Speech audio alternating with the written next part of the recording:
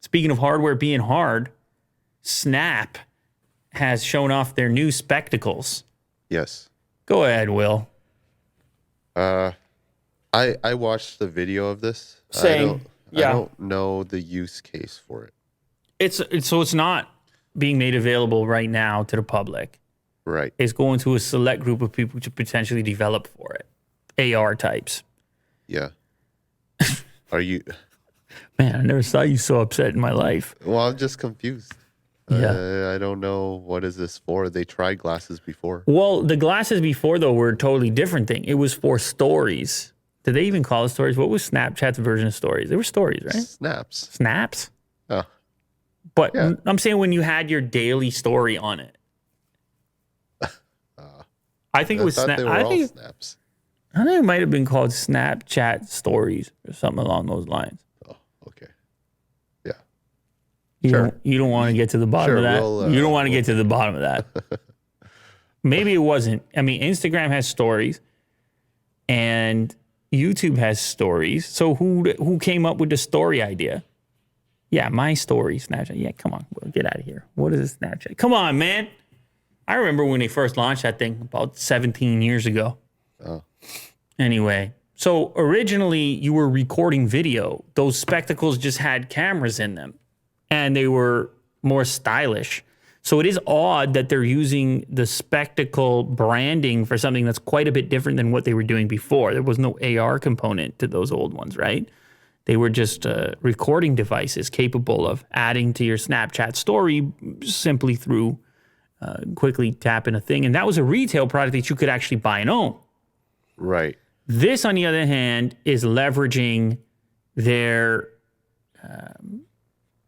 AR component because, Snapchat has gathered interest around how they've treated filters and things like this within the app. They've been really ahead of the game in that department. So I think there's an idea here that somehow AR plays into it, and that may be an advantage they have, that they may have some talented and developers and interesting things to do within AR. Although it does feel odd that it's you don't know exactly what it's gonna, where they see this going, and whether they see this replacing, say, the smartphone, for example. We've talked about potentially AR products from the likes of Apple and Google.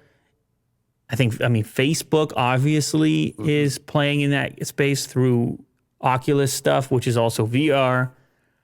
The demo looks sort of cool. I mean, he throws a thing, he throws a bone, and a little AR dog goes to get it. I mean, it could be a computing platform in the future, Will. Now, the styling of the hardware itself is a little bit off-putting. It's not a thing. But if you think about the tech inside, it's pretty cool how small it is. Yeah. So, yeah. What do you got, Will? You got something? You're just very upset about this. No, I would say let's just give it a shot. Let's just see where it goes. Because at least in this demo, it's hard to imagine what it is. I mean, it's just a AR dog, and you feed it. That's a pretty. I mean, yeah. And then he took a video clip of it and he sent it to his pals. But it could be other life events that you could do the same with. Maybe I'm just not imaginative enough.